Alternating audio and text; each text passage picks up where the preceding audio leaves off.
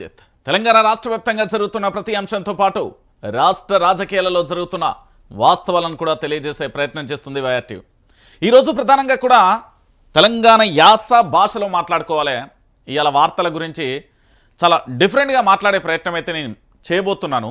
ఎందుకంటే నిన్న పొద్దుగాల నుంచి సాయంత్రం దాకా చూసిర్రు అసలు తెలంగాణలో ఏం జరిగింది, తెలంగాణలో ఏమైపోతున్నది, తెలంగాణ పరిస్థితులు ఏంది, వాస్తవాలు ఏంటి, అవాస్తవాలు ఏంటి, అబద్ధాలు ఏంటి, నిజాలేంది, ఎవరు మంచోళ్ళు ఎవరు దొంగలు అనేది బట్టబయలైపోయింది. అయితే నిన్న నేను చూసిన కొన్ని పరిణామాలు, మీరు చూసిన కొన్ని అంశాలను ఒకసారి మనం గట్టిగా యాద్ చేద్దాం. ఎందుకంటే ఈ తెలంగాణలో పూర్తి స్థాయిలో కూడా కొంతమంది రాజకీయ నాయకులు వ్యవహరిస్తున్న తీరు మరీ దరిద్రంగా ఉంది అనేది చాలామంది చెప్తున్న అంశాన్ని మీరు చూశారు. అయితే నిన్న రాష్ట్రానికి సంబంధించిన మన ముఖ్యమంత్రి వర్యులు, ఆయన పేరు యనుమల రేవంత్ రెడ్డి అనుకుంటా, రేవంత్ రెడ్డి గారు ఒక బ్రహ్మాండమైన ప్రకటన చేసిండు. అంటే బీఆర్ఎస్ పార్టీని ఎట్లా పూర్తి స్థాయిలో కూడా ఆగం చేయాలి అన్నది వారి యొక్క లక్ష్యం అన్నట్టుగా కనబడ్డ పరిస్థితి కనబడుతుంది. ఎందుకంటే ఇదొక్కసారి వినుర్రి, దీని వెనుక చాలా కథ ఉన్నది. ఏం కథ అనేది నేను చెప్పే ప్రయత్నం అయితే చేస్తా, దానికంటే ముందు ఒక్కసారి చూడుర్రి.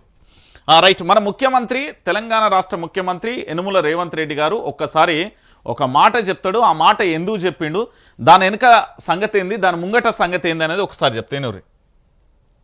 మీరు మాకు స్ట్రేచర్ ఉందని అనుకుంటే ఆ స్ట్రేచర్ ఉందని విర్రవీగితే స్ట్రెచర్ మీదకి పంపించరు. ఇట్లే చేస్తే ఆ తర్వాత మార్చరికి పోతారు. అది కూడా గుర్తు పెట్టుకోవాలి. మళ్ళొక్కసారి ఏనుర్రి. మీరు మాకు స్ట్రేచర్ ఉందని అనుకుంటే ఆ స్ట్రేచర్ ఉందని విర్రవీగితే స్ట్రెచర్ మీదకి పంపించరు. ఇట్లే చేస్తే ఆ తర్వాత మార్చరికి పోతారు. అది కూడా గుర్తు పెట్టుకోవాలి. రైట్, విన్నారు కదా ఎందుకు మాట్లాడిందంటే ముఖ్యమంత్రి, అసెంబ్లీ సమావేశాలు ఉన్నాయి. అసెంబ్లీ సమావేశాలకు ముందు ఈ మాట అనడానికి కారణం ఏంటంటే తెలంగాణ బీఆర్ఎస్ పార్టీ ఎమ్మెల్యేలను రెచ్చగొట్టాలి. బీఆర్ఎస్ పార్టీకి సంబంధించిన ఎమ్మెల్యేలు ఏం చేయాలి, రెచ్చిపోవాలి. రెచ్చిపోయి వాళ్ళు ఏదో ఒక పదం మాట్లాడాలి.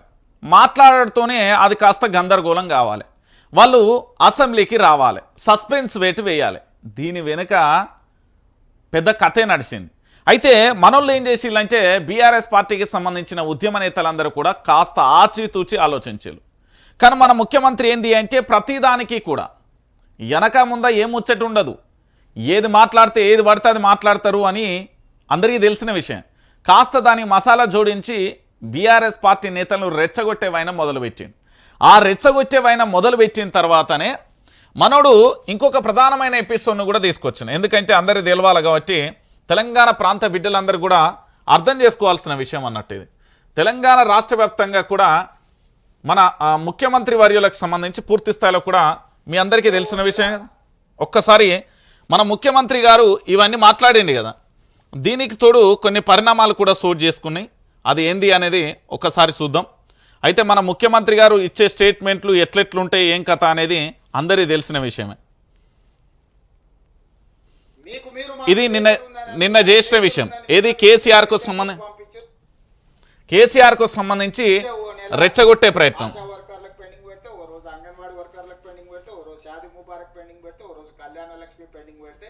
అంటే ఓ నెల పాల పైసలు ఇచ్చి ఇంటికి రాపి, ఓ నెల ఇంటికి రా ఇచ్చేసి పిల్లల ఫీజులు బకాయిలు పెట్టి పిల్లల ఫీజులు ఒక నెల కట్టి ఇట్లా రొటేషన్ చేసే పని జరుగుతుంది. మా ప్రభుత్వ ఉద్యోగ మిత్రులకు నేను విజ్ఞప్తి చేస్తున్నా, పైసా లెక్క మొత్తం మీకు అప్పచెప్తా. ఏది ఎట్లా పంచాలనో మీరే చెప్పు. ఇక నా దగ్గర ఏం లేదు, అనా పైసా నా అన్ని జేబులలో తీసి మీ ముందర పెడతా, టేబుల్ మీద పెడతా. ఒక్క పైసా కూడా నా జేబులో పెట్టుకోను. నా నెల జీతం కూడా మీకే ఇస్తా. ఎట్లా పంచడమో చెప్పు. ఇది మన ముఖ్యమంత్రి గారి తీరండి. ఎందుకు నేను ఈ వీడియోలు ఎందుకు చూపెట్టినా అంటే ఈ దీనికోసం. అంటే తెలంగాణ రాష్ట్ర వ్యాప్తంగా కూడా రాష్ట్ర ముఖ్యమంత్రి హోదాలో ఉన్న వ్యక్తి సీఎం రేవంత్ రెడ్డి గారు ఎందుకు ఇంత పగడ్బందీగా మార్చురి అనే పదం, దాంతోపాటుగా ఆయన వాడిన పదాలు అని ఎందుకు వాడిండు అంటే బీఆర్ఎస్ పార్టీ ఎమ్మెల్యేలను రెచ్చగొట్టాలి. రెచ్చగొట్టి పూర్తి స్థాయిలో బీఆర్ఎస్ పార్టీ ఎమ్మెల్యేలు కనుక అసెంబ్లీకి రాకుండా ఎక్కడికక్కడ అడ్డుకునే ప్రయత్నం చేయాలి. ఎందుకు అడ్డుకోవాలి అంటే బీఆర్ఎస్ పార్టీకి సంబంధించిన అధినేత కల్వకుంట్ల చంద్రశేఖరరావు పూర్తి స్థాయిలో కూడా అసెంబ్లీ సమావేశాలకు హాజరైన లేదా బీఆర్ఎస్ పార్టీలో సబ్జెక్టు గట్టిగా మాట్లాడే ఉద్యమ నేతలు కానీ జగదీష్ రెడ్డి కానీ హరీష్ రావు కానీ కేటీఆర్ కానీ ఇతరత్ర నేతలందరూ కూడా మాట్లాడతారు కాబట్టి వాళ్ళందరినీ అసెంబ్లీలో ఉంచగలిగితే కాంగ్రెస్ పార్టీ పర్వ అనేది గంగపాలైపోతుంది. ఎందుకంటే సబ్జెక్టు ఉన్న నేతలు పూర్తి స్థాయిలో రాష్ట్ర వ్యాప్తంగా జరుగుతున్న పరిణామాలకు సంబంధించి యావత్తు తెలంగాణ సమాజం చూస్తున్నది కాబట్టి ఆ పంచాయతీ తారాస్థాయికి పోతుంది. ఎట్టి పరిస్థితులలో ఇలాంటి పరిణామాలు చోటు చేసుకోకూడదు అనే కోణంలో ఏం చేసిందంటే కాంగ్రెస్ పార్టీ అంతర్మదనంలో పడిపోయిన పరిస్థితి కనబడింది. దాంట్లో భాగంగా వ్యూహాత్మకంగా కూడా మనం ఒక మాట అనను కూడా అనం. ఇదే ముఖ్యమంత్రి రాష్ట్రానికి సంబంధించిన మాజీ ముఖ్యమంత్రిని అన్నాడు కదా, మరి ఇప్పుడు మనం గనక ఈ విషయంలో అంటే ముఖ్యమంత్రి ఈ అన్న డైలాగ్ ఏదైతే ఉందో ఒక్కసారి మా ప్రభుత్వ ఉద్యోగం అర్థాంతరంగా మీకు మీరు మాకు స్టేట్ నేనేమంటున్నానంటే ఆయన చెప్పిన ఒక డైలాగ్ ఉంది కదా, వాళ్ళు మాట్లాడే మాట దాని కనుక మనం పూర్తి స్థాయిలో కూడా ఒక్కటే వీడియోను కనుక ఈ వీడియోను మీరు వినుర్రి, ఈ వీడియో ఎందుకు వచ్చింది అనేది మీకు అర్థమవుతుంది. మీకు మీరు మాకు స్ట్రెచర్ ఉందని అనుకుంటే ఆ స్ట్రెచర్ ఉందని విర్రవీగితే స్ట్రెచర్ మీదకి పంపించరు. ఇట్లే చేస్తే ఆ తర్వాత మార్చరికి పోతారు. స్ట్రెచ్చర్ మీదకి పంపించిలు తర్వాత మార్చరికి పోతారు అని చెప్పారు. అయితే తెలంగాణ రాష్ట్ర వ్యాప్తంగా ఒక అంశం ఉన్నది. ప్రభుత్వాన్ని ప్రశ్నించినా, ప్రభుత్వం యొక్క తప్పులను ఎత్తి చూపినా, ప్రభుత్వానికి సంబంధించి విమర్శలు చేసినా, ప్రభుత్వం చేస్తున్న లోటుపాట్లను చెప్పినా, ప్రభుత్వం ప్రజలకు వ్యతిరేకంగా తీసుకుంటున్న నిర్ణయాలను చూసినా, లేదా తెలంగాణ రాష్ట్ర వ్యాప్తంగా కూడా ఈ రాష్ట్ర ప్రభుత్వం వ్యవహరిస్తున్న ద్వంద్వ నీతి ధోరణిని గనక తెలంగాణ యావత్తు సమాజానికి గనక తెలియజేస్తే ఏంటి అంటే పూర్తి స్థాయిలో కూడా ప్రశ్నించే గొంతుకల మీద కేసులు అవుతాయి. రంజిత్ మీద కేసు అవుతుంది, వైఆర్టీవీ మీద కేసు అవుతుంది, అరెస్టులు అయితే రకరకాల ప్రయత్నాలు చేస్తారు. మరి మా ముఖ్యమంత్రి యనుమల రేవంత్ రెడ్డి గారు మా రాష్ట్రానికి సంబంధించిన మాజీ ముఖ్యమంత్రి ఉద్యమ నేత మీద ఇలాంటి కామెంట్ చేసినప్పుడు మరి ఈరోజు ఎందుకు ఎఫ్ఐఆర్ కాలేదు అనేది నేను అడుగుతున్నా. ఒక ముఖ్యమంత్రి మీద, మాజీ ముఖ్యమంత్రి మీద, ఉద్యమ నేత మీద, అపారమైన అనుభవం ఉన్న వ్యక్తి మీద పూర్తి స్థాయిలో విమర్శలు చేసిన మా రాష్ట్ర ముఖ్యమంత్రి యనుమల రేవంత్ రెడ్డి మీద ఇదే సిసిఎస్ కానీ ఎందుకు కేసు పెట్టలే, ఇదే ఎస్ఓటి పోలీసులు ఎందుకు ఎత్తుకపోలే, వీళ్ళందరూ ఎందుకు అరెస్టు చేయలే? ఒక మాజీ ముఖ్యమంత్రిని పట్టుకొని, ఒక మెంబర్ ఆఫ్ లెజిస్లేటివ్ అసెంబ్లీ సభ్యుని పట్టుకొని, ఒక రాష్ట్రానికి సంబంధించిన ఉద్యమ నేతను పట్టుకొని, బాబు నువ్వు ఇష్టం వచ్చినట్టుగా ఎందుకు మాట్లాడుతున్నావు, మార్చర్ ఏంది, స్ట్రెచర్ ఏంది, ఇట్లా ఏ విధంగా మాట్లాడతావని ఎందుకు ఎఫ్ఐఆర్ చేయలేదు? ఇది తెలంగాణ రాష్ట్ర వ్యాప్తంగా ఉన్న 4 కోట్ల మంది మనోభావాలు కూడా దెబ్బతిన్నాయి. మరి మా యొక్క పూర్తి స్థాయిలో ఆందోళన వ్యక్తం చేస్తున్నాం. మరి రాష్ట్ర ముఖ్యమంత్రి యనుమల రేవంత్ రెడ్డి మీద కూడా ఎందుకు ఎఫ్ఐఆర్ చేయలేకపోతున్నది పోలీసు వ్యవస్థ? ఇది రాష్ట్ర డీజీపీ గారు, దాంతోపాటుగా రాష్ట్రానికి సంబంధించిన పోలీసు వ్యవస్థ మొత్తం ఆలోచించాలి. ఈరోజు నేను ఎందుకు చెప్తున్నా అంటే ఇది వాస్తవమైన విషయం. ఈయన ఏమన్నాడు, స్ట్రెచ్చర్ నుంచి మార్చరి పోతాడని ఒక మాజీ ముఖ్యమంత్రిని, ఒక రాష్ట్రానికి సంబంధించిన మాజీ ముఖ్యమంత్రిని తన నోటికొచ్చినట్టు ఇష్టానుసారంగా ఏంది అతిగతి లేకుండా చాలా దారుణంగా కూడా వ్యాఖ్యలు చేసింది. మరి ఇలాంటి వ్యాఖ్యలు చేసిన ముఖ్యమంత్రి గారు ఈ తెలంగాణ రాష్ట్ర ముఖ్యమంత్రి మీద ఎందుకు ఎఫ్ఐఆర్ చేయలేకపోతున్నది? పోలీసు వ్యవస్థలో ఉన్న పెన్ ఏమన్నా భయపడుతున్నదా, వణుకుతున్నదా, అక్షరాలు ఏమన్నా బయటికి రావట్లేదా, ఎఫ్ఐఆర్ నోట్ ఏమన్నా రావట్లేదా? ఇది రాష్ట్ర డీజీపీ సమాధానం చెప్పాలి. ప్రశ్నిస్తే కేసులు, అరెస్టులు, రిమాండ్లు అంటున్నావు కదా, ఈరోజు ఈ రాష్ట్రానికి సంబంధించిన మాజీ ముఖ్యమంత్రి మీద, ప్రస్తుత ఎమ్మెల్యే మీద నువ్వు మాట్లాడిన ఈ మాటలు దేనికి సంకేతం? అంటే ఒక రాష్ట్ర మాజీ ముఖ్యమంత్రి అంటే గౌరవం లేదా? ఒక రాష్ట్రానికి సంబంధించిన ఉద్యమ నేత అంటే గౌరవం లేదా? ఒక రాష్ట్రానికి సంబంధించిన మాజీ కేంద్ర మంత్రిగా పనిచేసిండు కదా, అయినా గౌరవం లేదా? ఒక పార్టీ అధినేతగా పనిచేసిండు కదా, గౌరవం లేదా? బీఆర్ఎస్ పార్టీ అధినేత కదా, గౌరవం లేదా అంటున్నా. అంటే నువ్వు ఎవరికి గౌరవం ఇస్తావు? నువ్వు ఎందుకు గౌరవం నువ్వైతే గౌరవం ఇవ్వవు, కానీ నీకు గౌరవం కావాలని కోరుకుంటావు. మా రాష్ట్ర ముఖ్యమంత్రి యనుమల రేవంత్ రెడ్డి పనితీరిది. స్ట్రెచ్చర్ అంటాడు, మార్చురీ అంటాడు, ఇలాంటి పదాలు వాడినప్పుడు మాకు మనోభావాలు దెబ్బతిన్నాయి. మరి దీని మీద రాష్ట్ర ముఖ్యమంత్రి మీద ఎఫ్ఐఆర్లు నమోదు చేసి కేసులు నమోదు చేయాలని మేము డిమాండ్ చేస్తున్నాం. ఈరోజు తెలంగాణ సమాజం మొత్తం అడుగుతుంది. యాజ్ ఎ జర్నలిస్ట్గా మీరు ఎట్లా అడుగుతారంటే ఒక మాజీ ముఖ్యమంత్రి పై ఒక ఉద్యమ నేత అలా ఇలాంటి అనుచిత వ్యాఖ్యలు చేయడం దేనికి సంకేతం? ఇది కరెక్ట్ కాదు కదా. నువ్వు రాజకీయాలు చేసుకో, నువ్వు రాజ్యాంగబద్ధంగా రాజకీయాలు ఏ విధంగా చేయాలనో ఆ విధంగా చేసుకో. చట్టాలను అనుసరించి ఏ విధంగా మాట్లాడాలనో అట్లా మాట్లాడు. కానీ ఈరోజు పూర్తి స్థాయిలో కూడా ఇష్టానుసారంగా మాట్లాడి తెలంగాణ ప్రాంత బిడ్డలందరి మనోభావాలను దెబ్బతీసే విధంగా రాష్ట్ర ముఖ్యమంత్రి యనుమల రేవంత్ రెడ్డి మాట్లాడింది కాబట్టి తన యొక్క మాటలు వాపస్ తీసుకోవడంతో పాటు క్షమాపణ చెప్పడంతో పాటు రాష్ట్రానికి సంబంధించిన పోలీసు వ్యవస్థ కేసులు ఎఫ్ఐఆర్ నమోదు చేయడంతో పాటు రాష్ట్ర ముఖ్యమంత్రిని అరెస్టు చేస్తే బాగుంటుంది అంటున్నారు తెలంగాణ యావత్తు సమాజం. వాస్తవమైన విషయం. ఎందుకంటే ఈరోజు తెలంగాణలో పూర్తి స్థాయిలో కూడా ముఖ్యమంత్రి యనుమల రేవంత్ రెడ్డి వ్యవహరించే తీరు ఇంత దారుణంగా, ఇంత భయంకరంగా, ఇంత వల్గర్గా ఉన్నప్పుడు ఎందుకు మనం మాట్లాడకూడదు, ఎందుకు ఎఫ్ఐఆర్ చేయించకూడదు, ఎందుకు అరెస్టు చేయించకూడదు? ప్రభుత్వం మీద అడపాదడప విమర్శలు చేస్తేనే ఏది ఒళ్ళు మీద బొంత పురుగులు వారినట్టుగా ప్రభుత్వం వ్యవహరిస్తున్నది కదా. మరి అలాంటి తెలంగాణ రాష్ట్రాన్ని తీసుకొచ్చిన ఉద్యమ నేత మీదనే మేము సావాసం చేస్తామంటే ఎవరు ఊరుకుంటారు? అంటే తెలంగాణ యావత్తు ప్రజలందరూ కూడా ఈ విషయంలో ఖచ్చితంగా ఆలోచించాల్సిన విషయం. నేను ఎందుకు చెప్తున్నానంటే ముఖ్యమంత్రి స్థాయిలో ఉన్న వ్యక్తి ఇష్టానుసారంగా మాట్లాడతా, నాకు ఇష్టం వచ్చినట్టుగా నేను మాట్లాడతా అంటే కుదరదు. ఇది 1200 మంది విద్యార్థుల ఆత్మ బలిదానంతో, తెలంగాణలో 4 కోట్ల మంది పోరాటంతో, 1200 తల్లుల గర్భ ఘోషతోని, దాంతోపాటు అంతకుముందు 1969లో 600 మంది విద్యార్థుల అమరవీరులతోని ఏర్పడిన తెలంగాణ రా నాయన. ఈ తెలంగాణ రాష్ట్రం కోసం మాలాంటి వాళ్ళు పోరాటం చేస్తేనే ఏ పోరాటం చేయకుండా వచ్చిన వ్యక్తివి నువ్వు. తెలంగాణ ఉద్యమ సమయంలో మా రాష్ట్ర ముఖ్యమంత్రి యనుమల రేవంత్ రెడ్డి గారి చరిత్ర ఏంది అని అడిగితే దిక్కులన్నీ కూడా మొత్తం అన్నీ కూడా కిలకిల నవ్వుతాయేమో. తెలంగాణ ఉద్యమంలో రాష్ట్ర ముఖ్యమంత్రి గారి పాత్ర గుండుసున్నా, అది అందరికీ తెలిసిన విషయమే. మరి అలాంటి వ్యక్తి ఇష్టానుసారంగా నోటికొచ్చినట్టుగా మాట్లాడితే ఈ తెలంగాణ సమాజం ఏమనాలే?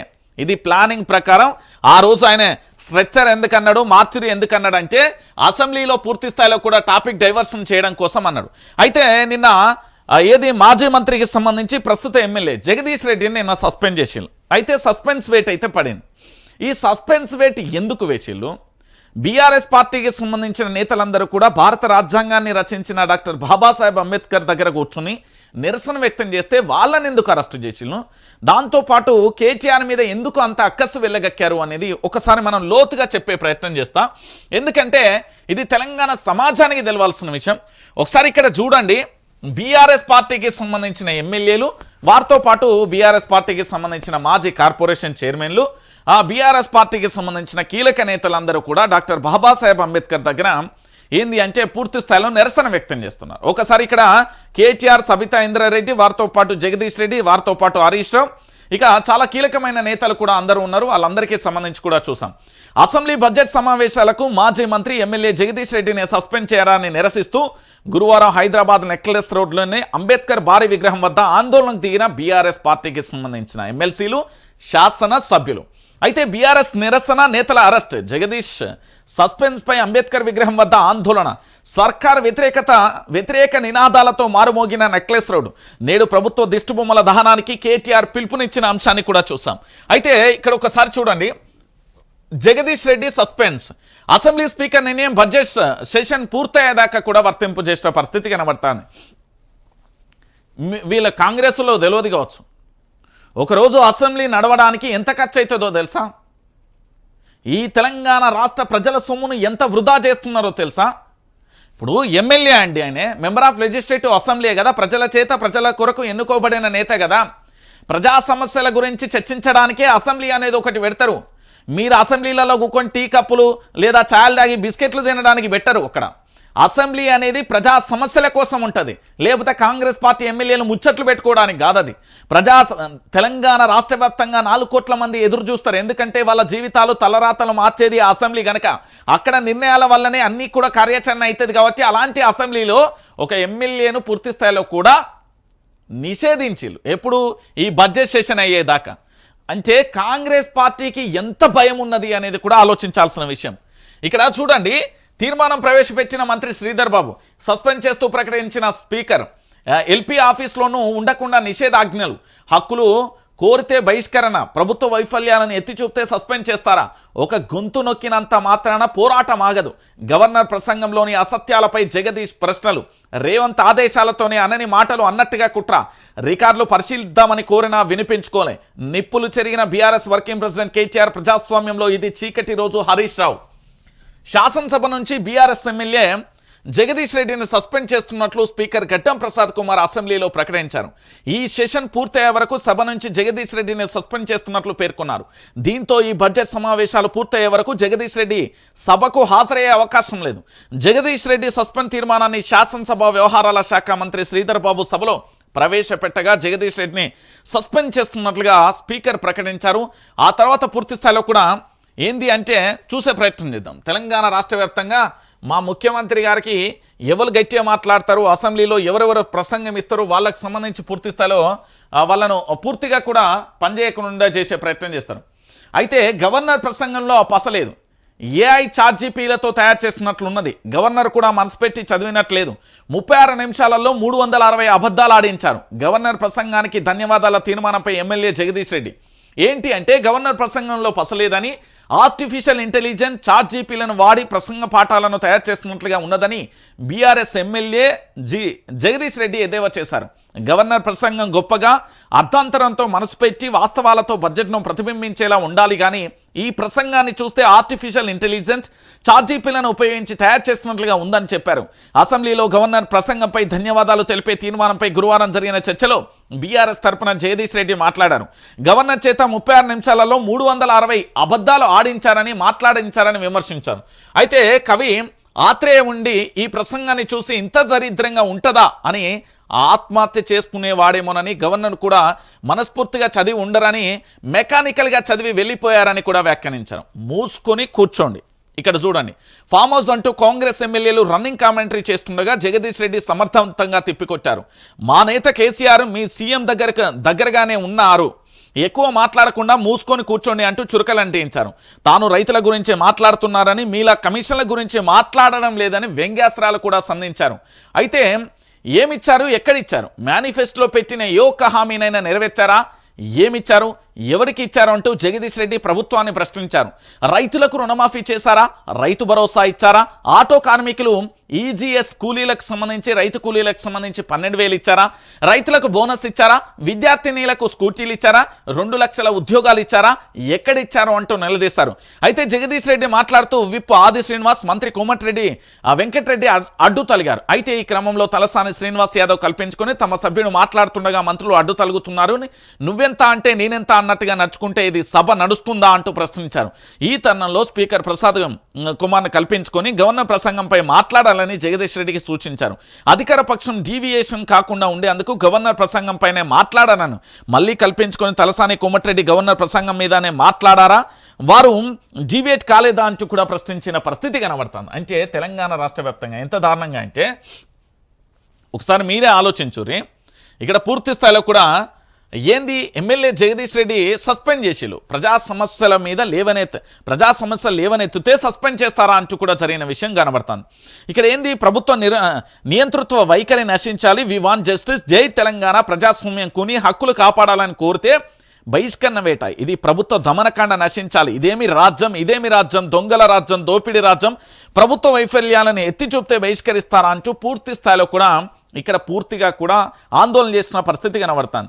అయితే గవర్నర్ ప్రసంగంలో పూర్తి స్థాయిలో పచ్చి అబద్ధాల మీద తమ ఎమ్మెల్యేలు మాట్లాడితే 6 నిమిషాలలో ఉద్దేశపూర్వకంగా అటు మంత్రులు ఎమ్మెల్యేలు రన్నింగ్ కామెంటరీ చేస్తూ అవమానించారని, అయినా ఏమాత్రం కూడా సమన్వయం కోల్పోకుండా పూర్తి స్థాయిలో కూడా మాట్లాడిన విషయాన్ని మీరు అందరూ కూడా చూశారు. అయితే ఇక్కడ ఏంది అంటే పూర్తిగా కూడా ఎందుకు సస్పెండ్ చేశారు అనే విషయానికి సంబంధించి కూడా క్లారిటీగా లేకుండా పోయిన పరిస్థితి. ఏంది, కించపరిచే వ్యాఖ్యలు చేసిండట. ఏమని, గవర్నర్ ప్రసంగంలో అబద్ధాల మీద మాత్రమే జగదీష్ రెడ్డి ప్రశ్నించారు, అసత్యాలు ఆధారణ ఏకపక్షంగా జగదీష్ రెడ్డిని సస్పెండ్ చేశారు. ఏంది, రికార్డులను పరిశీలిద్దామని కోరిలు, కావాలని బీఆర్ఎస్ పార్టీ మీద కాంగ్రెస్ పార్టీ కుట్ర చేస్తుంది. ఇది క్లారిటీగా కూడా అందరికీ అర్థమైపోయింది. తన రాజకీయ జీవితంలో ఏనాడు శాసనసభలో కించపరిచే వ్యాఖ్యలు చేయలేదని జగదీష్ రెడ్డి తెలిపారు. అయితే స్పీకర్ అధికారాలు విధులు తనకు తెలుసునని చెప్పారు. ఎక్కడా స్పీకర్ గౌరవానికి భంగం కలిగించలేదని, ఇది కేవలం ప్రభుత్వ కుట్రని, తన సస్పెన్స్కు స్పీకర్ సమ్మతిస్తున్నారా అనుకోలేదని వాపోయారు. ఎండుతున్న పంటలు, ప్రజా సమస్యలు, రైతుల బాధలు, వివిధ వర్గాల ప్రజలు ఎలా మోసం చేశారని బాధపడుతున్నారని వివరించిన పరిస్థితి స్పీకర్ దృష్టికి తీసుకొచ్చారు. అయితే ప్రభుత్వాన్ని ప్రశ్నించే హక్కు తమకు ఉందని చెప్పారు.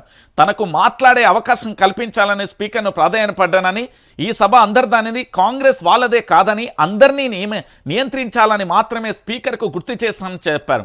స్పీకర్ స్థానాన్ని కులం మతం ఉంటుందా అని ప్రశ్నించారు. నిరసన కార్యక్రమంలో శాసన మండలి ప్రతిపక్ష నేత ఇక బీఆర్ఎస్ పార్టీకి సంబంధించిన నేతలందరూ కూడా పాల్గొన్నారు. అయితే ఇక్కడ విషయం ఏంటి అంటే, ఒక విషయాన్ని మనందరం కూడా ఆలోచించాల్సిన విషయం కనబడుతుంది. ఆ తెలంగాణ ప్రాంత బిడ్డలారా, ఇక వీళ్ళు ఎట్లా అంటే పూర్తి స్థాయిలో కూడా మీరందరూ కూడా ఆలోచించాల్సిన విషయం ఏంటంటే, మా రాష్ట్ర ముఖ్యమంత్రి యనుమల రేవంత్ రెడ్డితో పాటుగా ఇక్కడ జగదీష్ రెడ్డి కూడా నిన్న పూర్తి స్థాయిలో కూడా మాట్లాడిండు కదా. జగదీష్ రెడ్డి ఏం మాట్లాడిండు, జగదీష్ రెడ్డికి సంబంధించి ఒకసారి మనం చూసే ప్రయత్నం అయితే చేద్దాం. ఎందుకంటే జగదీష్ రెడ్డికి సంబంధించి పూర్తిగా కూడా వారు నేను మాట్లాడిలో ఒకసారి జగదీష్ రెడ్డికి సంబంధించి చూసినాక నేను చెప్తా. మా ఊర్లో వెంకటయ్య ఉండే, ఆయన ఊర్లో ఏత వెంకటయ్య కూడా అందరూ ఆనకథ లాంగ్ ఏం కథ అని అడిగిన, ఏం లేదయ్యా, రోజు పొద్దున్నే ఆయన భార్య సర్పంచ్ కాడికి వచ్చింది, ఆయన భార్య సర్పంచ్ కాడికి వచ్చి కంప్లైంట్ చేసింది, మా వెంకటయ్య నన్ను కొట్టిండు, నేను పిలిపించి మాట్లాడమని చెప్తే ఆయన పిలిపించిండు పెద్ద మనిషి. ఎందుకు కొట్టి ఏం సంగతి అడిగితే, నేను మా అమ్మగారింటికి నువ్వు పాలు వేయబడి అన్నాడు, నువ్వు పోస్తా అన్నా, నువ్వు పాలు వేస్తే ఊపుకోను అన్నాడు, నేను పోసి తీరుతానంటే నన్ను కొట్టిండు. పాలెక్కడి, నీవు బరలేదా పాలెక్కడి అని చెప్పి ఆయన పెద్ద మనిషి అడిగింది అధ్యక్ష. అడుగు, నాకు 4 బర్రెలు ఉన్నాయన్నాడు అధ్యక్ష. ఈ 4 బర్రెలు ఎక్కడానికి ఒకటి కూడా లేకపోతే మా ఊరందరం చూస్తుంది, 50 మంది ఉన్నావు, అందరూ కలిసి నీకు బర్రెలు లేవా ఎక్కడిగా అంటే, అధ్యక్ష పోయిన బర్రె దొరికితే, సచ్చింది బతికితే, పోయింది దొరికితే, మా అత్తగారు పెడితే నేను ఒకటి ఉంటే నాకు 4 బర్రెలు ఉంటే నాకు 4 బర్రెలు అన్నాడు. ఇది కూడా అట్లనే ఉంది అధ్యక్ష, ఈ గవర్నర్ గారి ప్రసంగము. అంతకు మించి ఒక అక్షరంగా తేడాలేదు. ఎక్కడ ఇచ్చిన అధ్యక్ష, రైతులకు రుణమాఫీ చేసినారు, రైతు భరోసా ఇచ్చినారు, 12,000 రూపాయలు నా ఈడిఎస్ కార్మికులకు ఇచ్చినారు, 12,000 రూపాయలు నా ఆటో కార్మిక సేవలకు ఇచ్చినారు. రైట్, అంటే జగదీష్ రెడ్డి నిన్న మాట్లాడింది చాలా క్లారిటీగా ఉంది. ఏంది అంటే ప్రభుత్వానికి సంబంధించి విమర్శలను గుప్పించిండు. అంటే ప్రభుత్వం చేస్తున్న తప్పులను ఏంది అంటే వాస్తవాలను తెలంగాణ సమాజం దృష్టిలో అసెంబ్లీలో పూర్తి స్థాయిలో కూడా ప్రశ్నించాలి. కాబట్టి తన హక్కులను రక్షించుకోవడానికి తనకున్న బాధ్యతను ఏంది అంటే తెలంగాణ యావత్తు ప్రజలందరికీ కూడా తెలిసిన విషయం కదా. ఇగో చూడు, ChatGPT మధ్యాహ్నం నుంచి సాయంత్రం వరకు మళ్ళీ తిరిగేసి కూడా చదివినాం అధ్యక్ష. తెలుగులో కొంత ఎందుకో కొంచెం ట్రాన్స్లేషన్ మక్కి కనబడ్డది. సరే ఇంగ్లీష్లో కూడా చూద్దామని అది కూడా చూసిన అధ్యక్ష. అధ్యక్ష ఈ మధ్యకాలంలో ఏఐ గురించి వెళ్ళి ఎక్కువ మాట్లాడుతున్నారు. సరే ఆ ఏఐ ఏం చేస్తుంది, ప్రపంచాన్ని మూస్తుందో చేస్తుందో తర్వాత విషయం, దాని మీద వేరు వేరు అభిప్రాయాలే. కానీ ఇది కేవలం ఆ ఏఐ ద్వారా దాన్ని ఉపయోగించి తయారు చేసిన ప్రసంగంలా కనపడ్డది. ఏదో ChatGPT అని చెప్పి దాన్ని వాడి మనకేం కావాలో చెప్తే అదే తయారు చేస్తుంది. రైట్, అంటే ChatGPT AI లెక్క ఉన్నది అంటూ కూడా చెప్పిన పరిస్థితి కనబడుతుంది. ఇక దీంతో పాటుగా జగదీష్ రెడ్డి ఒకసారి ఏమన్నాడు నిన్న అసెంబ్లీలో, సస్పెన్స్కు సంబంధించి నిన్న కీ రోల్ ప్లే చేసిన వీడియో ఇదే. ఒకసారి మీరు వినుర్రి. సహనానికి గురి కాకండి. మేమా మీరే రాష్ట్రపతి చూస్తున్నారు, రాష్ట్రపతి చూస్తున్నారు అధ్యక్ష, రాష్ట్రపతి చూస్తున్నారు. ఏ అధ్యక్ష అధ్యక్ష రాష్ట్రపతి అందరూ చూస్తున్నారు. జగదీశ్వర్ రెడ్డి గారు ప్లీజ్, జగదీశ్వర్ రెడ్డి గారు ప్లీజ్, జగదీశ్వర్ రెడ్డి గారు ప్లీజ్ 1 minute అస్థానానికి గురి కాకండి, సహనంతో మాట్లాడండి, సభా సాంప్రదాయాలను కాపాడండి. మీరు సీనియర్ శాసనసభ్యులు, మంత్రి పదవి కూడా చేశారు మీరు 10 సంవత్సరాలు. మీరు ఈ విధంగా మాట్లాడడము, సభను సాంప్రదాయాలను తప్పుదోవ పట్టించడం మంచిది కాదు. ప్లీజ్ మాట్లాడండి. అధ్యక్ష అధ్యక్ష ఏ సభా సంప్రదాయానికి నేను విరుద్ధంగా మాట్లాడినా మీరు చెప్తే తర్వాత మాట్లాడదు అధ్యక్ష. నా విషయంలోనే నన్ను ప్రశ్నించడమే సభా సాంప్రదాయాలకు విరుద్ధం. అసలే కాదు అధ్యక్ష, అసలే కాదు అధ్యక్ష. అధ్యక్ష అధ్యక్ష నన్ను ప్రశ్నించడం అధ్యక్ష సాంప్రదాయాలకు ఈ సభ మన అందరిది. ఈ సభ మా అందరికి సమానమైన హక్కులు ఉన్నాయి. మా అందరి తరఫున మీరు పెద్ద మనుషులు మాత్రమే ఆయన కూర్చున్నారు తప్ప ఈ సభ మీ సొంతంగా కాదు. ఈ విషయం అధ్యక్ష ఇది నిన్న జరిగిన ఎపిసోడ్. ఇది ఈ సభ మనందరిది, సభ మీది కాదు, మీ సొంతం కాదు, సభ అందరిది అంటూ కూడా చెప్పుకొచ్చండి. ఇక దీన్ని పట్టుకొని నిన్న పూర్తి స్థాయిలో కూడా జగదీష్ రెడ్డి మీద సస్పెన్స్ వేటు పడింది. ఇగో ఇక్కడే మళ్ళీ తర్వాత మాట్లాడి ఒకసారి చూడుర్రి, ఒక కౌంటర్ ఇచ్చిండు.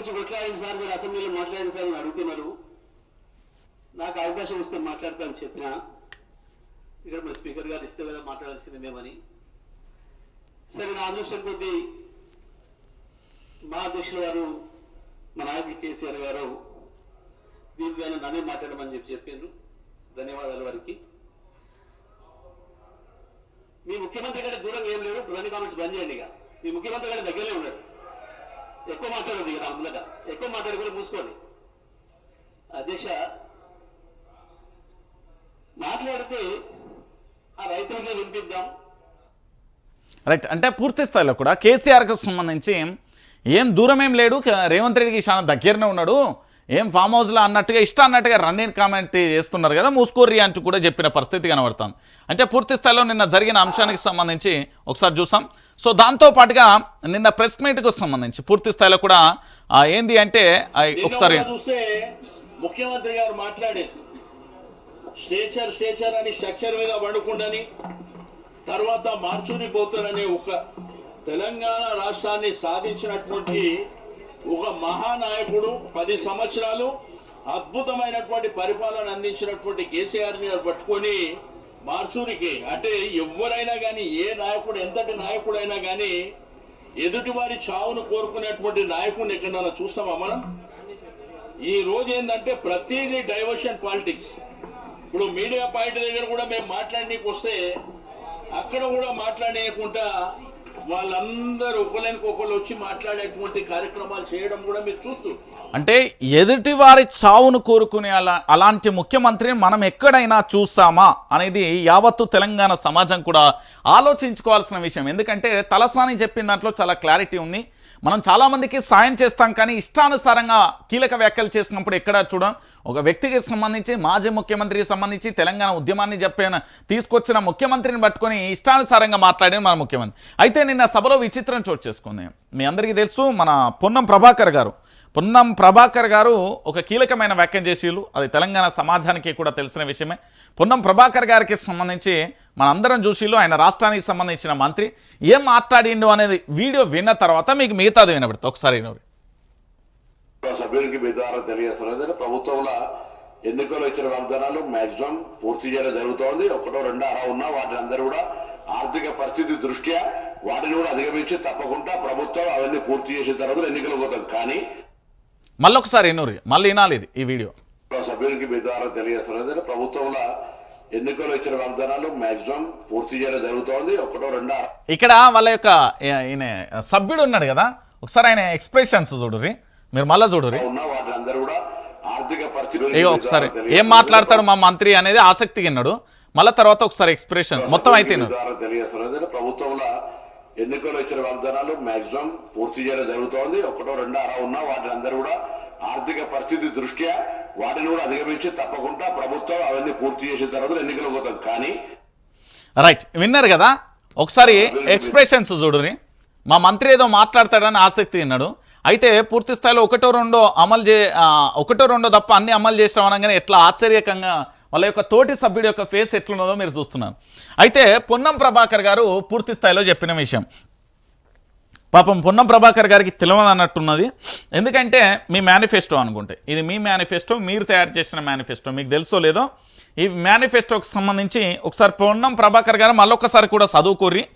ఎందుకంటే యువ న్యాయం పేరుతోని తెలంగాణ రాష్ట్రంలో ఖచ్చితమైన మొదటి ఉద్యోగం చదువుకున్న యువతకు సంవత్సరానికి 1,00,000 శిక్షణా వృత్తి సాధికారత అనేది ఒకటి ఉన్నది. దాంతోపాటు ఉద్యోగ నియామక భరోసా 30 లక్షల కొత్త ప్రభుత్వ ఉద్యోగాలు జాబ్ క్యాలెండర్ ప్రకారం అన్ని ఖాళీలను భర్తీ చేస్తామన్నారు. పేపర్ లీక్ల నుండి విముక్తి, పేపర్ లీక్లను నిరోధించడానికి కఠినమైన విధానాలతో చట్టరూపాలను చేస్తున్నారు. మొన్ననే అయిపోయింది, ఇంటర్ పేపర్ లీకేజ్ అయింది. దాంతోపాటు గింగ్ ఎకనామికలో సామాజిక భద్రత, గిగ్ వర్కర్లకు మెరుగైన వర్క్ కండిషన్తో పాటు సంపూర్ణ సామాజిక భద్రత, యువకాంతి కోసం 5,000 కోట్లతో కొత్త స్టార్టప్ అంటూ యువ న్యాయం అనేది ఒకటి పెట్టిల్లు. వీళ్ళు ఎన్ని అమలు చేసినామయ్యా మంత్రి గారు, మీరు ఎన్ని అమలు చేసిల్లు?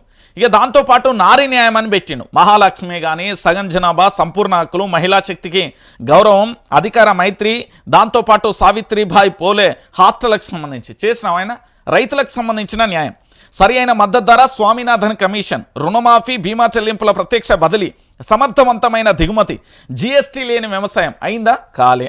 ఇక శ్రామిక న్యాయం, కార్మికుల గౌరవం, అందరికీ ఆరోగ్య భద్రత, పట్టణ ఉపాధి హామీ, సామాజిక భద్రత, సురక్షిత ఉపాధి ఇదైందా? కాలే. శ్రామిక న్యాయం. సామాజిక న్యాయం, జనగణన, రిజర్వేషన్ల హక్కులు, ఎస్సీ ఎస్టీ ప్రణాళికకు చట్టబద్ధత, జంగల్ జమీన్పై చట్టపరమైన హక్కులు, మన భూమి మన పాలన, ఎస్టీ జనాభా అత్యధికం ఇవేమన్నా అయినాయా? కాలే. మరి ఈరోజు తెలంగాణ రాష్ట్ర వ్యాప్తంగా మేము అన్నీ అయిపోయినాయి, ఒకటో రెండో తప్ప అని మంత్రి అసెంబ్లీ సాక్షిగా ఎన్ని పచ్చి అబద్ధాలు ఆడుతున్నారో కూడా విన్నారు. అంటే కాంగ్రెస్ పార్టీకి సంబంధించిన ముఖ్యమంత్రి అబద్ధం ఆడతాడు, ఎమ్మెల్యేలు అబద్ధం ఆడతారు, మంత్రులు అబద్ధాలు ఆడతారు, ఆఖరికి ఇక రేపు మాపు అధికారులు కూడా అబద్ధం ఆడిన ఆశ్చర్యం లేదనే కాడికి వెళ్ళిపోయే పరిస్థితులు కనబడుతుంది. ఇక ఫైనల్గా ఏంది అంటే నిన్న జగదీష్ రెడ్డికి సంబంధించి సస్పెన్స్ వేటుకు సంబంధించి మనం వీడియో అయితే చూసినాం. ఏంది అంటే కేవలం ఈ సభ కాంగ్రెస్ పార్టీ వాళ్ళది కాదు, బీఆర్ఎస్ పార్టీ వాళ్ళది కాదు, స్పీకర్ది కాదు, అందరిది, మన అందరిది అంటూ వారు చెప్పే ప్రయత్నం చేశారు. ఇక ఒక్క అంశాన్ని పట్టుకొని ఇక పూర్తి స్థాయిలో జగదీష్ రెడ్డిని సస్పెండ్ చేశారు. ఎందుకంటే జగదీష్ రెడ్డికి సంబంధించి చాలా కీలకమైన మాటలు మాట్లాడాను. ఒకటి, కేసీఆర్కు సంబంధించిన ఫామ్ హౌస్ గురించి మాట్లాడితే ఇక్కడనే ఉన్నాడు, పక్కనే మీ ముఖ్యమంత్రికి ఎంత దూరంలో లేడు అంటూ ఒక అంశం.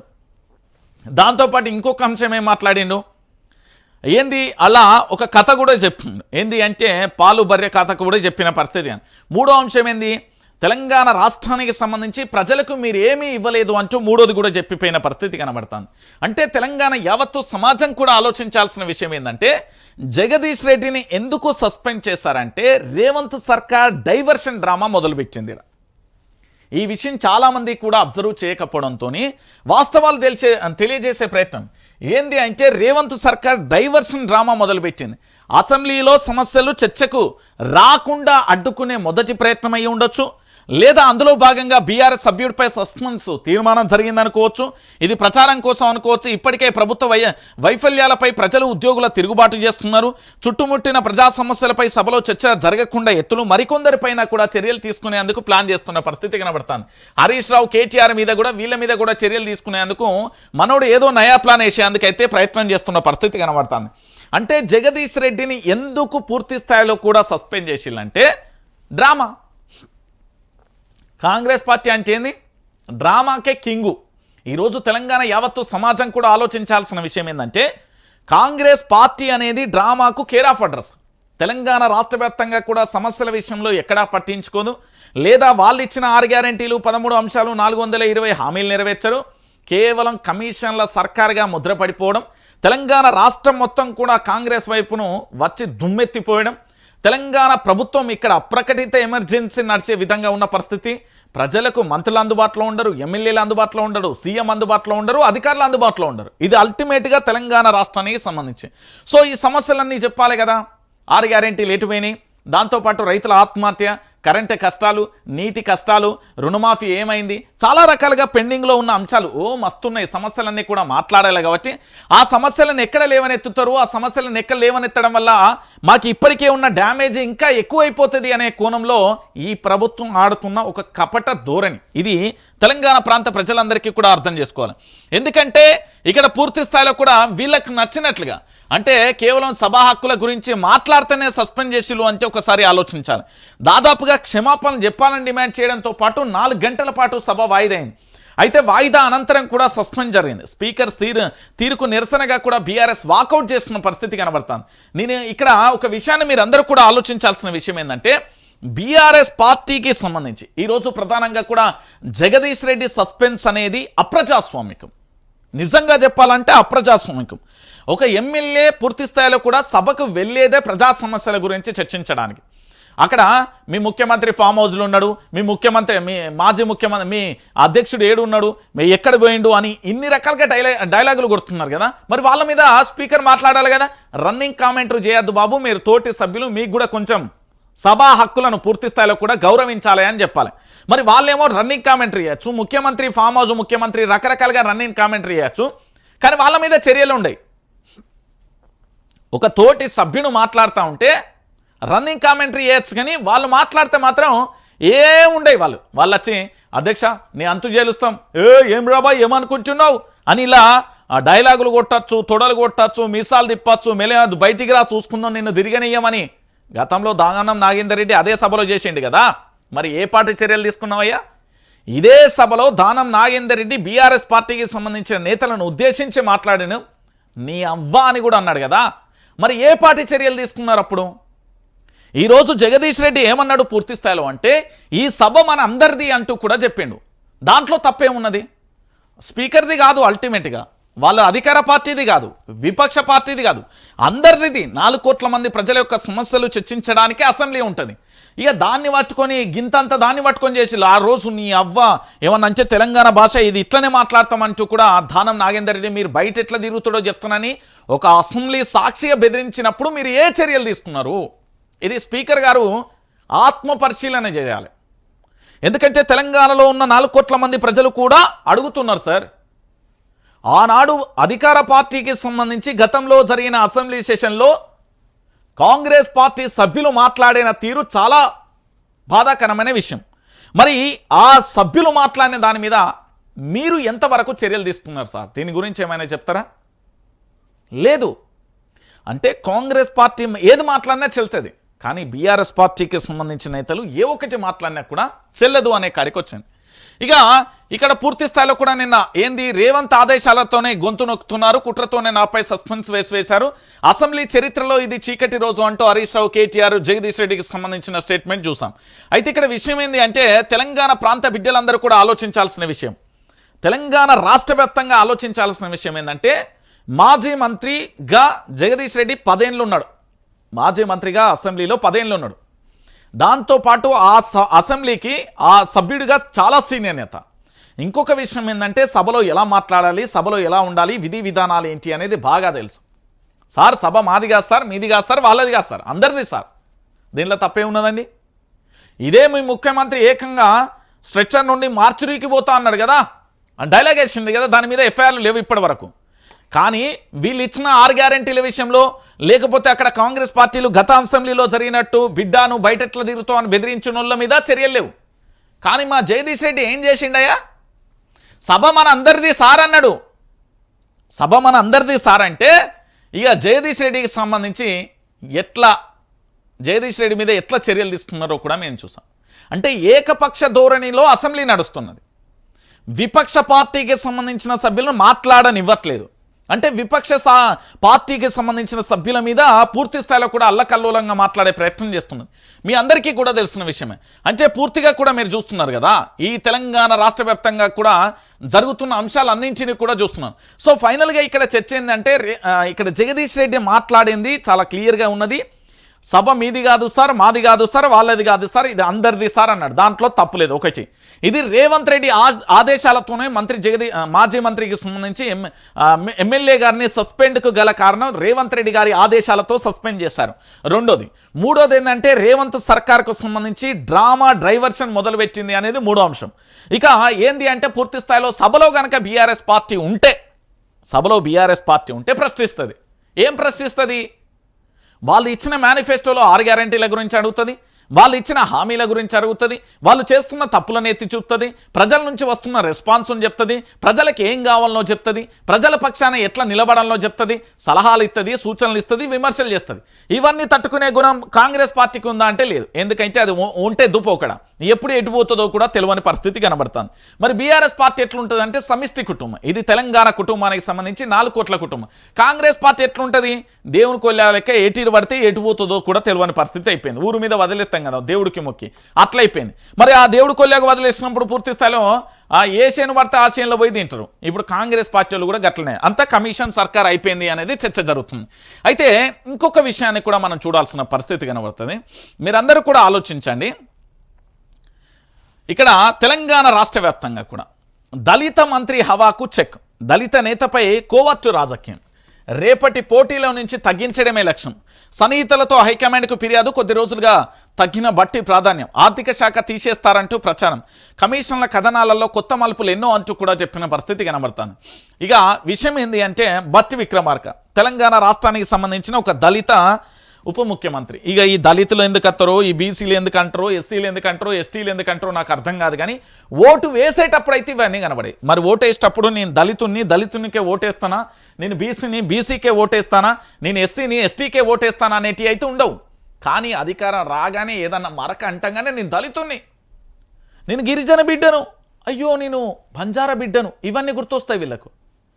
కానీ వాళ్ళ మీద వస్తున్న ఆరోపణలకు ఒక ప్రెస్ మీట్ ఉండదు. వాళ్ళ మీద వస్తున్న ఆరోపణలు వాస్తవాలు ఇవి అని ఉండదు. వాళ్ళ దగ్గరనే ఇంటెలిజెన్స్ వ్యవస్థ ఉంటుంది కదా, అవసరమైతే సిఐడి కానీ సిబిఐ కానీ ఈడీ కానీ దర్యాప్తు చేసుకోవచ్చు అని మాత్రం చెప్పరు. కేవలం వీళ్ళ దగ్గరికి వచ్చినప్పుడు మాత్రమే ఈ శుద్ధపూసని మాటలన్నీ కూడా వస్తాయి. అయితే బట్టి విక్రమార్క మీద ఒక్క ఆరోపణ రాలేదండి, చాలా రకాలుగా ఆరోపణలు వచ్చినాయి. వాళ్ళ కుటుంబానికి సంబంధించి వాళ్ళ సతీమణి ఇద్దరి మీద ఆరోపణలు అయితే గట్టిగానే వస్తున్నాయి. దానికి సంబంధించి వివరణ ఇవ్వాల్సిన బాధ్యత కూడా బట్టి విక్రమార్క మీదనే ఉంటుంది. రాజకీయం అనేది దళితుల కోసం మంత్రి అవ్వడమో, లేకపోతే దళితుల కోసం ముఖ్యమంత్రి అవ్వడం, బీసీ వాళ్ళ కోసం మంత్రి అవ్వడం, బీసీ వాళ్ళ కోసం ముఖ్యమంత్రి అవ్వడం, ఎస్సీ వాళ్ళ కోసం మంత్రి అవ్వడం, ఎస్సీ వాళ్ళ కోసం ముఖ్యమంత్రి అవ్వడం, ఎస్టీ వాళ్ళ కోసం మంత్రి అవ్వడం, ఎస్టీ వాళ్ళ కోసం ముఖ్యమంత్రి అవ్వడం, ఓసీ వాళ్ళ కోసం మంత్రి అవ్వడం, ఓసీ వాళ్ళ కోసం ముఖ్యమంత్రి అవ్వడం కాదు. తెలంగాణలో ఉన్న సబ్బండ వర్గాలందరూ కూడా ఒకటే, ప్రతి ఒక్కరికి కూడా న్యాయం చేసేందుకు మాత్రమే ఉండాలి తప్ప ఏంది అంటే ఈ చిల్లర మల్లర ముచ్చట్లన్నీ కేవలం ఏంటంటే వాళ్ళ పదవికి ఎసరు వచ్చినప్పుడు ఇవన్నీ బయటకు వస్తాయి. నేను చెప్తున్నా కదా, వాళ్ళకి ఏదైనా ఇబ్బంది ఏర్పడినప్పుడు, వాళ్ళకి ఏదైనా పదవులకు గండం ఏర్పడినప్పుడు, వాళ్ళ పదవులకు ఏదైనా జరిగినప్పుడు మాత్రమే ఇవన్నీ గుర్తొస్తాయి తప్ప వాస్తవాలకు ఇవన్నీ కూడా విరుద్ధంగా ఉన్న పరిస్థితి కనబడుతుంది. అంటే తెలంగాణ యావత్తు సమాజం కూడా ఇక్కడ ఆలోచించాల్సిన విషయం ఏంటంటే, తెలంగాణ ప్రాంత బిడ్డలారా, ఈరోజు నేను చెప్తున్నా కదా, ఇక్కడ ఏంది అంటే పూర్తి స్థాయిలో ఆర్థిక శాఖ మంత్రికి సంబంధించిన బట్టి విక్రమార్క ఎవరైతే ఉన్నారో ఆయన పూర్తి స్థాయిలో ప్రెస్ మీట్ పెట్టాలి. ప్రెస్ మీట్ ఒకటే పెడితే సరిపోతుందా అంటే సరిపోదు. ఆయన మీద ఆయన దర్యాప్తుకు ఆదేశించాలి, రాష్ట్ర ముఖ్యమంత్రి కూడా ఆదేశాలు జారీ చేయాలి. దానికి సంబంధించి పూర్తి స్థాయిలో ఇంటెలిజెన్స్ రిపోర్ట్ ఎట్లాగా ఉంటే దానికి సంబంధించిన వాస్తవాలను బయట పెట్టాలి. ఎవరు కూడా వాళ్ళ సొంత కుంపటిని బయట పెట్టుకోరు కాబట్టి బయటికి రావు. అయిపోయిందా? ఇది ఇంతటితో వదిలేస్తాం. ఇక ఉత్తమ్ కుమార్ రెడ్డి గారు ఒక చిన్న క్లారిటీ ఇచ్చారు. అయితే ఉత్తమ్ కుమార్ రెడ్డి గారు చెప్పిన వాస్తవకు నేను ఢిల్లీకి ఉన్న తాజా సమాచారాన్ని అడిగే ప్రయత్నం అయితే చేసిన. ఏంటి అంటే సీఎం రేస్లో నేను లేను, అసెంబ్లీలో కేసీఆర్ తర్వాత నేనే సీనియర్, మంత్రి ఉత్తమ్ చిట్చాట్ కొత్త కార్డులు ఇచ్చిన తర్వాతనే సన్న బియ్యం పంపిణీ అని కూడా వెళ్ళని. సీఎం రేస్లో నేను లేను అని ఎందుకు చెప్పిండు అంటే, అయితే దీనికంటే మీకు పెద్ద చరిత్ర చెప్పాలి. నిన్న నాకు అందిన ముచ్చట ఇది బ్రహ్మాండం బద్దలయ్యే ముచ్చట. ఎందుకంటే తెలంగాణ యావత్తు సమాజం కూడా సంచలనమైన విషయం. ఇప్పుడు రాష్ట్ర ముఖ్యమంత్రి ఎవరండి? తెలంగాణ రాష్ట్ర ముఖ్యమంత్రి ఎవరు? రేవంత్ రెడ్డి గారు, తెలంగాణ రాష్ట్రానికి సంబంధించిన సీఎం. అయితే రేవంత్ రెడ్డి గారు పూర్తి స్థాయిలో అధికారంలోకి వచ్చినప్పటి నుంచి కూడా 2023, 24, 25 అయితే వీరి యొక్క ముఖ్యమంత్రి పీఠం ఆగస్టుతో ముగుస్తుంది అంటూ భారతీయ జనతా పార్టీకి సంబంధించిన కీలక నేతలు ఎల్ఏటి మహేశ్వర్ రెడ్డి కానీ, దాంతోపాటు ఢిల్లీలో రాజకీయాలలో చెక్కర్లు కొడుతున్న ఒక ప్రధానమైన అంశం ఏంటంటే, మన రాష్ట్ర ముఖ్యమంత్రి ఎవరు? గౌరవ యనుమల రేవంత్ రెడ్డి గారి యొక్క పదవి కాలం ఆగస్టులో ముగియబోతున్నది, ఆగస్టుతో ముగింపు పలకబోతున్నది అనేది వారు ఆరోపిస్తూ వారు చెప్తున్న మాట.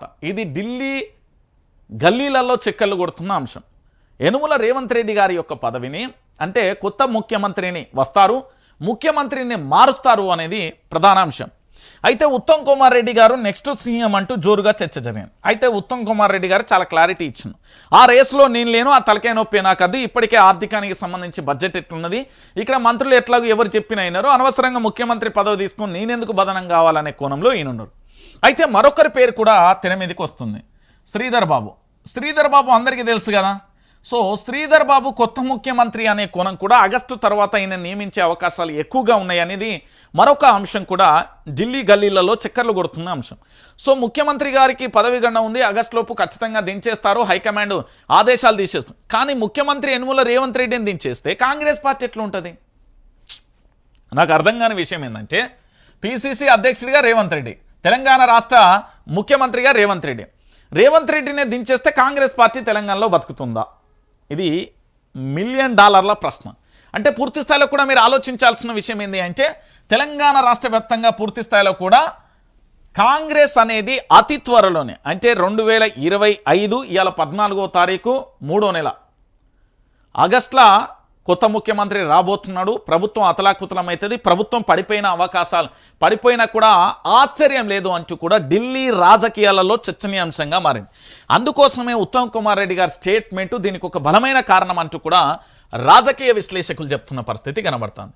ఇక దీంతో పాటు ఇంకొక అంశం ఏంటి అంటే, ఇక్కడ ప్రధానంగా కూడా మీరు అందరూ కూడా ఆలోచించాల్సిన విషయం ఏంటంటే, ఇక్కడ గాంధీ కుటుంబంతో నాకు మంచి సంబంధం ఉంది, ఫోటోలు దిగి చూపించాల్సిన అవసరం లేదు, నేను ఎవరి ట్రాప్లో పడను, రాష్ట్రంలో పొలాలు ఎండిపోతున్నాయి, ప్రజలంతా కష్టాలలో ఉన్నారు, బీఆర్ఎస్ రాజకీయం చేస్తుంది, సౌత్ను లిమిటేషన్ చేయడానికి డీలిమిటేషన్, ఢిల్లీలో మీడియాతో సీఎం రేవంత్ రెడ్డి చిచ్చాట్ అంటూ కూడా చెప్పిన పరిస్థితి కనబడుతుంది.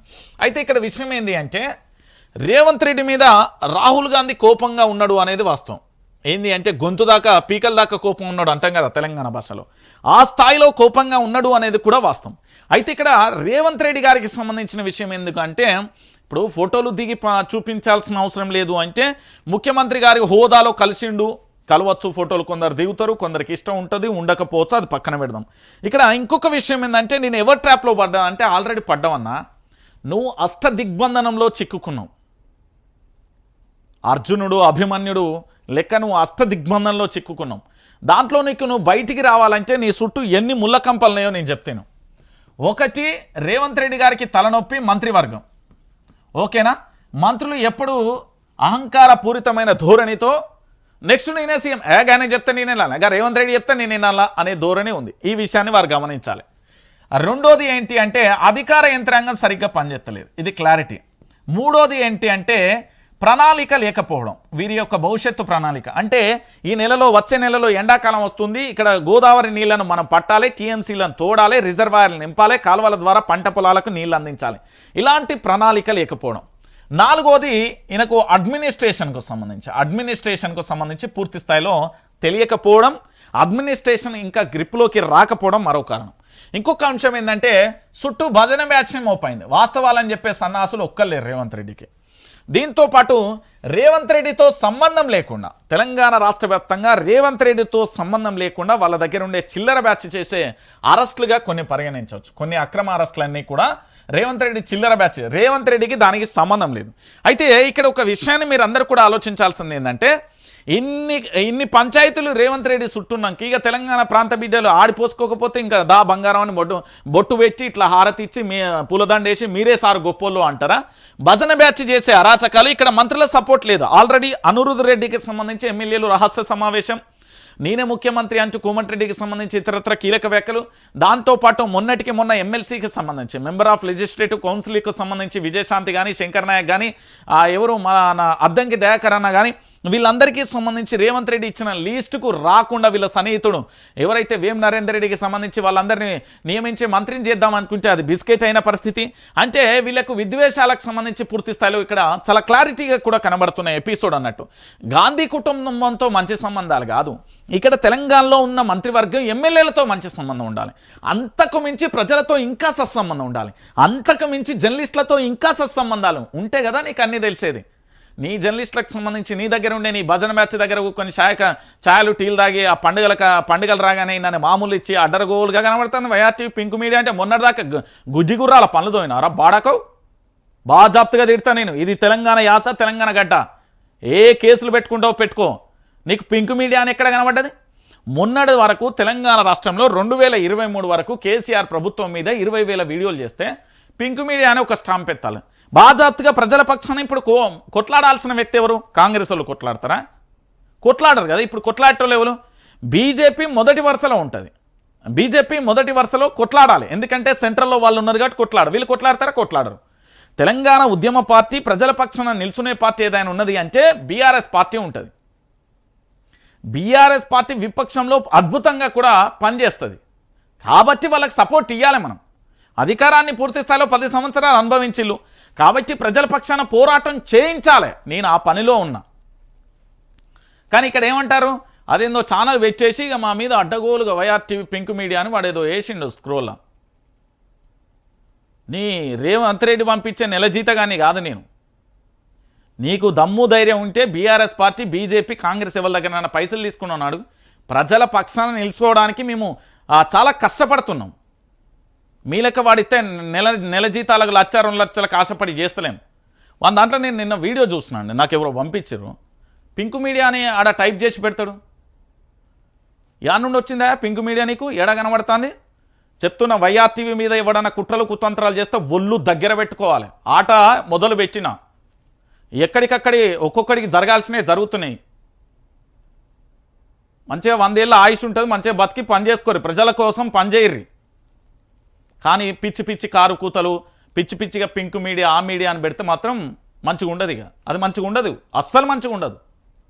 మొత్తం మునిగిన వాళ్ళం, ఇక ఇప్పుడు తెగించున్న వాళ్ళం ఏమైనా చేయగలుగుతాం. చెప్తున్నా కదా, విపక్షం పై ఎట్లనైనా కొట్లాడతాను. నేను మళ్ళీ చెప్తున్నా, తెలంగాణ రాష్ట్ర వ్యాప్తంగా ఖచ్చితంగా విపక్ష పార్టీకి మేము పాత్ర పోషించాలి. అప్పుడు పోషించినా ఇప్పుడు పోషిస్తున్నాం. మైకులు పట్టుకొని ఊళ్ళల్లో పోదాం. ఎట్లున్నదో వ్యతిరేకత వాళ్ళు ఎట్లా తెలుసాం, పుండు మీద కారం చల్లినట్టున్నారు ప్రజలు. ఇవన్నీ పెట్టి అది పింక్ మీడియా, ఇది కాంగ్రెస్ మీడియా, నాకు తెలియదా ఎవరికి ఎన్ని ఇస్తాలో, ఎవరు ఇస్తాలో కూడా తెలుసు నాకు. కాంగ్రెస్ పార్టీకి భజన చేసేటోళ్ళకు ఎవరెవరు ఎంత ఇస్తాలో, నెలకు ఎన్ని మామూలు పంపిస్తాలు, ఎవరు త్రూ వస్తాను, ఎవరు తీసుకుంటారు, వాళ్ళు ఎట్లా ఇస్తాలో కూడా నా దగ్గర ఆధారాలున్నాయి. నేను ఒకటి పొట్టగొట్టే రకం కాదు. ఈ తెలంగాణ ప్రాంత ప్రజల కోసం నా వంతు నా వాయిస్, మీ వంతు మీరు వాదించుర్రి. కానీ పింక్ మీడియా, వైఆర్టీవీ అని షాకరేవో ఏం పాడుపడదో అలా పెట్టి పెడతారు. నేను చెప్తున్నా కదా, అస్సలు మంచిగా ఉండదు సినిమా. నేను చెప్తున్నా, ఏమో అనుకుంటారు కానీ ఎందుకంటే తెలంగాణ రాష్ట్ర వ్యాప్తంగా ప్రజల కోసం పోరాడుతున్నాం భయ్. ఈ ఒక్కటే కాదు కానీ నేనేం యూట్యూబ్ జర్నలిస్ట్ కాదు. నాకు అక్రిడేషన్ కార్డు ఉన్నది. దాంతోపాటు నేను 10-15 సంవత్సరాలు శాటిలైట్ మీడియాలో పనిచేసినోని. ఏం ఉత్తగా నిన్న మొన్న వచ్చి మీ లెక్క ఏంది చిల్లర మల్లర ప్రోగ్రాములు చేసుకుంటూ వచ్చినోని కాదు నేను. కరోనా సమయంలో పీపీ కిట్ లేకుండా పోయి అక్కడ కరోనా ఎంజిఎం ఆసుపత్రికి సంబంధించి వెలుగులో తీసుకొస్తే అప్పటి వైద్య ఆరోగ్య శాఖ మంత్రి ఈటల అక్కడికి రావడంతో పాటు రాష్ట్ర ముఖ్యమంత్రినే కదిలించిన వీడియో అది. దాంతోపాటు ఎన్నో వీడియోలు చేసిన, లక్షలాది వీడియోలు చేసిన, పోయి చూసుకో. ఎందుకంటే పింక్ మీడియా అని నిన్న మా తోటి జర్నలిస్ట్ పంపించాను, దాన్ని చూసి పింక్ మీడియా ఎవడు చెప్పింది నీకు పింక్ మీడియా అని? ప్రజల పక్షాన 10 సంవత్సరాలు వాళ్ళ అధికారంలో వాళ్ళు రోడ్ల మీదకి వచ్చి ధర్నా ఎత్తే నీకేమైనా నొప్పి పెడుతుందా, బాధ అవుతుందా? రానియవా వాళ్ళను? బీఆర్ఎస్ పార్టీ పోరాటంలో అద్భుతంగా చేస్తుంది. వాళ్ళు ప్రజల పక్షాన అద్భుతంగా నిల్చుంటారు కాబట్టి వాళ్ళని స్వాగతించాలి. నువ్వు చేయి, వాళ్ళని రండి సార్, ఇగో ఇక్కడ ఈ ధర్నా చేయాలి, ఇక్కడ ఇది చేయాలి, ఇగో ఈ సమస్యలు నేను తీసుకుపోవాలి. ఇంకా మనం ప్రభుత్వాన్ని ఇప్పుడు రేవంత్ రెడ్డికి నాకు గెట్టు పంచాయతీ లేదు, రేవంత్ రెడ్డికి నాకేం శత్రుత్వం కూడా లేదు. వాళ్ళ చుట్టూ ఉండే చిల్లర బ్యాచ్ చేసే కథలే ఇవన్నీ. రేవంత్ రెడ్డి రాష్ట్ర ముఖ్యమంత్రి హోదాలో ముఖ్యమంత్రిగా ఉన్నాడు, ఆయనను గౌరవిస్తాం మేము. వ్యక్తిగత దూషణలకు ఇంకేతర భూమి మేము చిల్లర మల్లర వీడియోలు చేయం, చిల్లర మల్ల చేసుకోం. మేము ముఖ్యమంత్రి హోదాలో ముఖ్యమంత్రి గారిని గౌరవిస్తాం. మేము ప్రజా సమస్యల కోసం పనిచేయరా, ఇవన్నీ వదిలేసి ఆ మీడియా ఇట్లా, ఈ మీడియా ఇట్లా. ఎవడు పని చేయడు చెప్పు, నాకు అర్థం కాదు. నెల జీతాలు ఉత్తానే మీ నాయన పుక్కిట్లకి వెళ్ళి వస్తానే నీకు? ఎట్లా కష్టపడతారో తెలుసా మీడియా? అంత చిల్లర మల్లర చేస్తూ ఉంటే నిన్న చూసి ఉండే, దీని గురించి ఖచ్చితంగా మార్నింగ్ న్యూస్లో చెప్దామని ఆయనని. ఇక మొత్తానికి సరే దాన్ని పక్కన పెట్టుర్రి. నేను ఎందుకు చెప్తున్నా అంటే వ్యూవర్స్ మీరేమన్నా అనుకుంటే క్షమించండి, కానీ వాస్తవాలు మనం చెప్పాలి. ఎందుకంటే మనం ఖచ్చితంగా కూడా ప్రజల్లో ఉన్నాం. రైట్. ఇక మొత్తానికి ఇక్కడ విషయం ఏంటంటే గాంధీ కుటుంబంతో నాకు మంచి సంబంధాలు లేని చెప్పిండు కదా. సో ముఖ్యమంత్రి చుట్టూ కూడా అష్టదిగ్బంధంలో చిక్కుకున్నాడు. ఆయన ఇప్పట్లో బయటికి రావడం కష్టం. ఆయన బయటకు వచ్చేలోపు ముఖ్యమంత్రి పదవి ఉండడం కూడా కష్టం. దాంతోపాటు కాంగ్రెస్ పార్టీ తెలంగాణలో అధికారంలో ఉండడం ఇంకా కష్టం అనేది కూడా చూసిన పరిస్థితి కనబడుతుంది. ఇక సీఎం రేవంత్ పిచ్చుకుక్క అల్లా అధ్యక్షుడు కేసీఆర్ చావు బతుకుల మీద చిల్లర మాటలు. నా ప్రాణం పోయినా కేసీఆర్ వెంటే ఉంటా. యూట్యూబ్ ఛానల్స్ తప్పుడు ప్రచారం. బీఆర్ఎస్తోనే ఉన్న సంబంధాన్ని తెంచలేరు. అసెంబ్లీ మీడియా పాయింట్ వద్ద పాడి కౌశిక్ రెడ్డి అంటూ కూడా చెప్పిన పరిస్థితి కనబడుతుంది. అయితే పాడి కౌశిక్ రెడ్డి మీద కొన్ని ఛానళ్ళు కావాలని కట్టుకథలెత్తాను. ఏమని అంటున్నాయంటే పూర్తి స్థాయిలో కూడా ఆయన బయటికి వెళ్ళే ప్రయత్నం చేస్తున్నాడు అంటూ రకరకాలుగా చెప్పే ప్రయత్నం చేస్తున్న పరిస్థితి కనబడుతుంది. సో ఫైనల్గా ఇక్కడ విషయం ఏంటంటే తెలంగాణ రాష్ట్ర వ్యాప్తంగా కూడా సమస్యల వలయంలో చిక్కుకుంటా కూడా ఏ ఒక్కరు కూడా స్పందించిన పరిస్థితి కనబడుతుంది. పూర్తిగా కూడా యావత్తు తెలంగాణ సమాజం కూడా ఆలోచించాల్సిన విషయం ఏంటంటే వాస్తవాలు తెలంగాణ ప్రాంత బిడ్డలందరికీ కూడా తెలుసుకోర్రి. తెలంగాణ రాష్ట్ర వ్యాప్తంగా ఎవరు ప్రజల కోసం పనిచేస్తారో కూడా అర్థం చేసుకోర్రి.